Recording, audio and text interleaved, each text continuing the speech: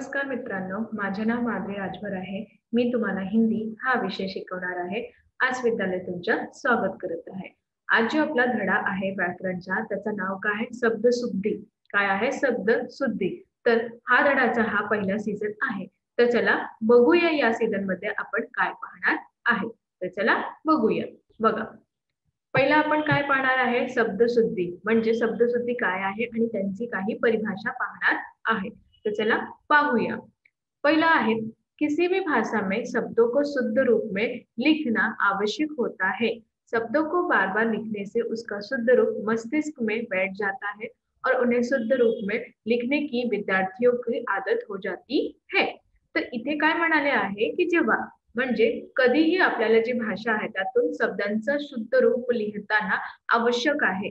कारण की जेव्हा हा शब्द पुन्हा पुन्हा बार बार म्हणजे पुन्हा पुन्हा पुन्हा पुन्हा लिखून जातात आहे किंवा लिहून जात आहे त्यात त्याचे शुद्ध रूप माणूस किंवा विद्यार्थीच्या मस्तिष्क राहतात आणि त्या रूपेत ही शुद्ध रूप हा लिहिण्याची हा विद्यार्थीची आदत होऊन जात आहे।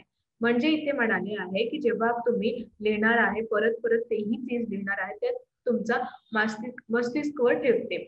कारण की ते पुन्हा पुन्हा लिहिताना तुम्हाला याद असा प्रमाणे होऊन जातात। जेव्हा तुम्हाला काही धडा असं असतं किंवा काही प्रश्न आणि उत्तरे असं असतात की तुम्ही किती पण बोला ते नाही होतात। म्हणून इथे लिहिले म्हणून तुम्हा लोकांना तुमचा आई वडील किंवा तुमचे शिक्षक असं सांगते की त्याप्रमाणे तुम्ही काय करा लिहून वाचून घ्या। का असे सांगते? कारण जेव्हा तुम्ही लिहून वाचून घेणार आहे तेव्हा तुम्हाला लवकर हा सगळं पाठन पाठ किंवा त्याचा भरपूर समजलं शब्द समजते आणि तुम्हाला लवकर वाचण्याचं येत होत।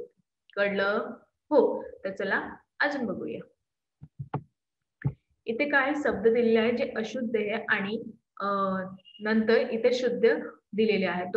दोन इथे दोन शब्द तुम्हाला दिलेले आहे अशुद्ध आणि शुद्ध। अशुद्ध वर अशुद्ध शब्द लिहिलेले आहे आणि शुद्ध मध्ये शुद्ध शब्द लिहिले आहे। तर याप्रमाणे तुम्हाला असा शब्द दिलेले आहे तुमच्या समोर आलेले आहे। तर चला बघूया या शब्दात कसे दिले आहे।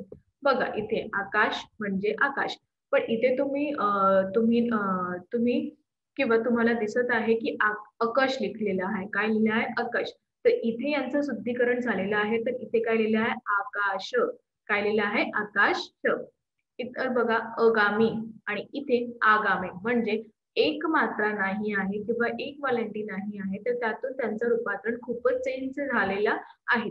कारण की त्यांचे जे शब्द आहेत त्यातून खूपच अंतर येते। म्हणून इथे अशा प्रमाणे हा लिहिलेला आहे। इथे बघा अतिथी आणि इथे अतिथी। तर तुम्ही बघता की इथे अतिथी आणि इथे पण अतिथी। तर याबद्दल तुम्ही इथे बघणार आहे की याचे मात्रा आहे ही दुसरी आहे आणि ही ते वेलांटी आहे ही दुसरी आहे। तर याप्रमाणे हा अशुद्ध आहे आणि हा शुद्ध आहे। आता इथे बघा औजार, औजार, इथे अवजार म्हणतात आणि इथे ओजार असं प्रमाणे म्हणत आहे। आधीन, अधीन, तर आधीन आणि अधीन, तर यात परिवर्तन आलेला आहे। इथे बघा आयु आणि इथे पण आयु। तर याप्रमाणे असाही इथे चेंज केलेला किंवा बदलणार आहे। इथे बघा आशीर्वाद आणि इथे आशीर्वाद। तर याप्रमाणे तुम्ही इथे बघा की इथे श म्हणजे ला मात्रा दिलेली आहे आणि इथे वाळ। तर हा जे आहे र तर यात नाही आहे आणि इथे यांचं रूपांतरण केलेले आहे। ऐतिहासिक, ऐतिहासिक जेव्हा आपण ऐतिहासिक असं म्हणतात तर आपल्याला असं म्हणतात की हे काही प्रश्न आहे त्याचा ते उत्तर सही नाही किंवा ते गलत लिहिलेलं आहे। तर याप्रमाणे इथे तुम्हाला दिसत आहे की ऐतिहासिक काय दिलेलं आहे? ऐतिहासिक म्हणजे इतिहास असं। ऐश्वर्य आणि इथे काय ऐश्वर्य, ऐश्वर इथे काय बघा इथे ऐश्वर्य दिलेले आहे। इथे ऐश्वर काय दिलेलं आहे त्याचं रूपांतरण काय? ऐश्वर्य, ऐश्वर्य दिलेले आहे। तर यात इथे तुम्हाला बघत आहे की ए मध्ये वेलांटी नाही, इथे ए मध्ये वेलांटी आहे। तर याबद्दल यांचं रूपांतरण असं प्रमाणे होणारी आहे। अवतार, अवतार, जेव्हा आपण म्हणतो त्याचा अवतार कसा आहे, तर हा प्रश्न तुम्हाला वाटते ना की हा गलत आहे. तर याचा अर्थ कसा आहे, अवतार. काय आहे, अवतार. त्यांनी कोणती रूप धारण केले आहे किंवा त्यांनी कोणती अवतार धारण केलेली आहे. तर इथे ओखली आणि इथे ओखली, तर यातच या रूपांतरण केलेले जात आहे. कळलं? हो. काही तुम्हाला असं वाटते की ते नाही समजलं, की जे नाही कळलं, तर तुम्ही मला सांगा परत. कळलं की नाही? हो. तर अजून बघूया. बघा, इथे पण आहेत औषधी आणि इथे औषधी. किरण, किरण. इथे बघा, किरण, याचं किरण मध्ये काय आहे की कोणाचा ना, पण जे इथे जे किरण आहे म्हणजे जे सूर्याची जी किरणे असतात त्यांना म्हणतात.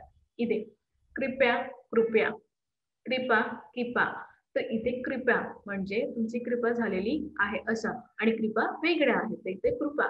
तर या ठिकाणी असा बद्दल असा प्रमाणेही इथे जे शब्द तुम्हाला दिलेले आहे समोर, ते असा प्रमाणेही अंतर दिलेले आहे.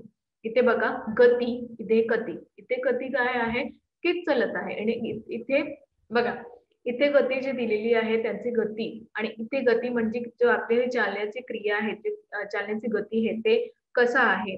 तुम्ही धीमे चलता किंवा किंवा खूपच जोरात चालता, तर याप्रमाणे याचं जे उत्तर आहे किंवा यांचं जे हे ते वेगळं आहेत.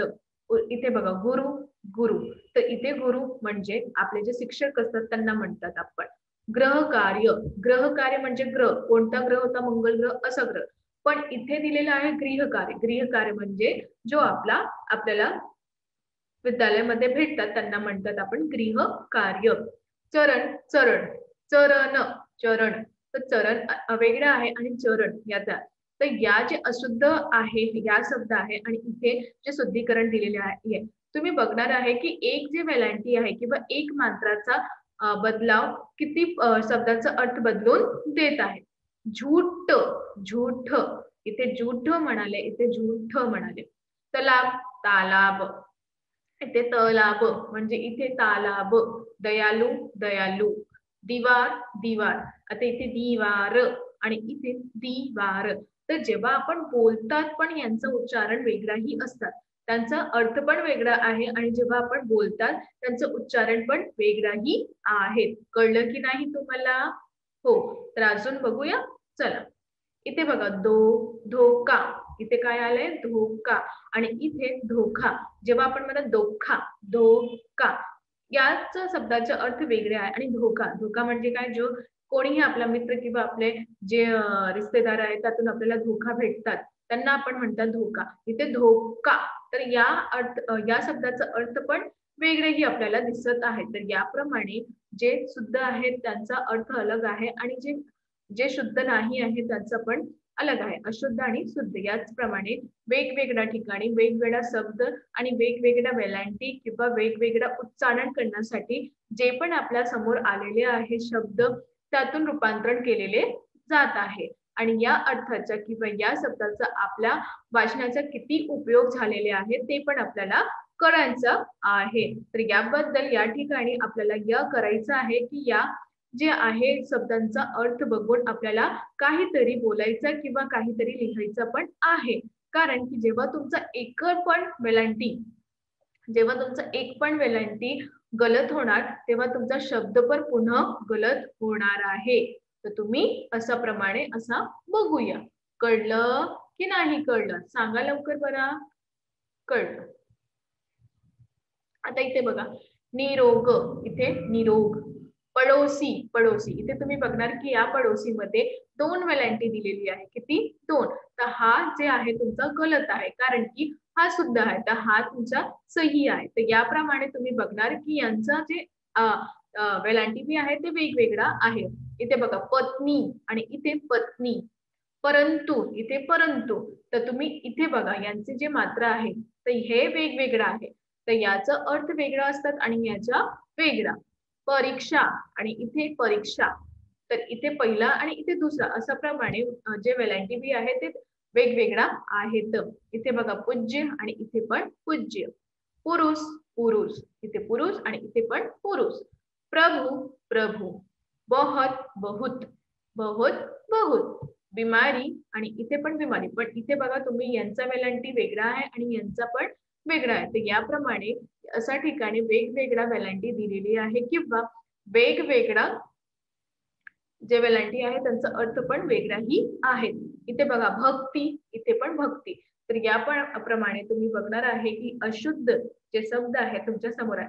हे एक शब्द आहे, परंतु जेव्हा तुम्हाला असं दिलेले असतात की काही शब्द दिलेले आहेत त्यातून करा, तर तुमचे जे प्रश्न आहे ते पण काही असं होता की ते शुद्ध नाही आहे. तर त्याप्रमाणे मी ते जे प्रश्न आहे तुम्हाला उत्तर त्यापर्यंत त्यांचा पुन्हा लिहायचं होतं, कारण की ते प्रश्न तुमचा गलत आहे. तर याबद्दल तुम्हाला काही प्रश्न दिलेले जाणार आहे आणि त्याचं उत्तर तुम्हाला कसं लिहायचं आहे की हे सगळं सही आहे या नाही. आणि तुम्ही वाचणार जेव्हा ज्या प्रश्न वाचणार तेव्हा तुम्ही त्याला वाचणार तर तुम्हाला माहित जाणार आहे की ते सही आहे किंवा गलत आहे. आणि त्यानंतर तुम्हाला जे गलत शब्द आहे त्याला परत लिहायचे आहे शुद्ध करून, म्हणजे त्याला नीटप्रमाणे लिहायचं आहे. कळलं? बघा इथे. इथे भक्ती आणि इथे भक्ती. पहिला इथे बघा भूमी आणि इथे भूमी. याची वेलांटी वेगळी आहे आणि यांची वेलांटी वेगळी आहे. इथे बघा मातृभूमी आणि इथे मातृभूमी. तर मातृभूमी याबद्दल इथे जे वेलांटी दिलेली आहे ते वेगळं आहे आणि इथे पण वेगळं आहे. मुनी आणि इथे पण मुनी. रूप आणि रूप. रुपया, इथे पण रुपया. द वस्तू आणि इथे पण वस्तू. तर वस्तू लिहिलेलं आहे पण त्यांची वेलांटी काय आहे? वेगळी आहे. तर याप्रमाणे यांचं पण शब्द वेगळे आणि याचा पण. वापिस, वापस, वापिस म्हणजे वापिस म्हणजे तेच. जेव्हा आपण वापिस असं म्हणतात आपल्याला वाटते की ऑफिस असं म्हणतात. तर वापिस म्हणजे वापस, म्हणजे जे काही वस्तू मी तुम्हाला दिलेली आहे ती मला तुम्ही परत द्या, त्यांना म्हणतात वापिस. विद्यालय, विद्यालय. तर हा गलत आहे आणि हा सही आहे. व्यक्ती, व्यक्ती. श्रीमती, श्रीमती. सास, सास. इथे तुम्हाला बघायचं इथे चंद्रबिंदू नाही दिलेले आहे. तर हा जे तुमचा शब्द आहे ते गलत आहे आणि इथे तुम्हाला दिसत आहे की आता चंद्रबिंदू दिलेली आहेत. साधू, साधू. हानी, हानी. तर याबद्दल अशा प्रमाणे काही शब्द तुमचा जे अशुद्ध आहे त्यांना आपल्याला शुद्ध करून लिहायचं आहे. तर इथे तुम्हाला किती असं शब्द दिसला की त्यामध्ये चंद्रबिंदू नाही आहे आणि त्याचं दुसरं जे शुद्धीकरण आपण करतात किंवा शुद्ध शब्दात लिहितात, तर त्यामध्ये त्यांचा जे चंद्रबिंदू लावून ते सही शब्द होऊन जात आहे. कळलं? हो. अजून असं तुम्हाला काही दिसत आहे किंवा काही असं आहे तर यामध्ये शब्द जे तुम्हाला नाही कळणार आहे, तर तुम्हाला नाही वाटले की हा कसं आहे? कळलं? असं काही शब्द आहेत का? नाही. तर अजून बघूया काय आहे, काय नाही आहे. तर आज आम्ही काय शिकलो? आज आम्ही हे शिकलो की कशाप्रमाणे, कशाबद्दल जे शब्द आपल्याला दिलेले जातात, काही वेलांटी किंवा काही चंद्रबिंदू किंवा काही असं प्रमाणे वेलांटी आहे जे आपल्याला नाही कळते आणि ते गलत असतात. जेव्हा हे गलत असतात तर आपल्याला नाही ठाऊक असतात की हा सगळे जे प्रश्न दिलेले आहेत ते पण सही आहेत का? कारण की तुमचा जेव्हा तुम्ही काही पण लिहितात, जेव्हा तुम्ही त्यांचे प्रश्न उत्तर लिहितात कारण आणि तुम्हाला जसं तुम्ही कविता लिहायला तुम्हाला खूपच आवडतात. तर तुम्ही त्याबद्दल तुम्ही लिहितात तर त्यांची वेलांटी कोणत्याही शब्दांची वेलांटी तुम्ही गलत लिहिले तर त्याबद्दल तुम्हाला कसं वाटते की हा वेलांटी गलत आहे तर तुमचं जी कविता आहे ते पूर्ण गलत होऊन जाणार आहे. तर याबद्दल तुम्हाला असं करायचं आहे की या शुद्धात म्हणजे अशुद्ध जे तुम्हाला शब्द दिलेले आहेत त्याप्रमाणे तुम्ही 1, 2, 3, 4 अशाही प्रकारे बघून घ्या आणि त्याबद्दल तुम्हाला समजणार किंवा कळणार की हा सही कसा आहे आणि हा गलत कसा आहे. त्याचप्रमाणे तुम्हाला असं कळणार आहे की तुमचा जे समोर शब्द दिलेले आहे तिला कोणती वेलांटी आहे. जेव्हा तुम्ही नंतर पुन्हा त्याची अभ्यास करणार किंवा वाचन करणार तर तुम्हाला लवकर समजणार. कळलं? हो. धन्यवाद.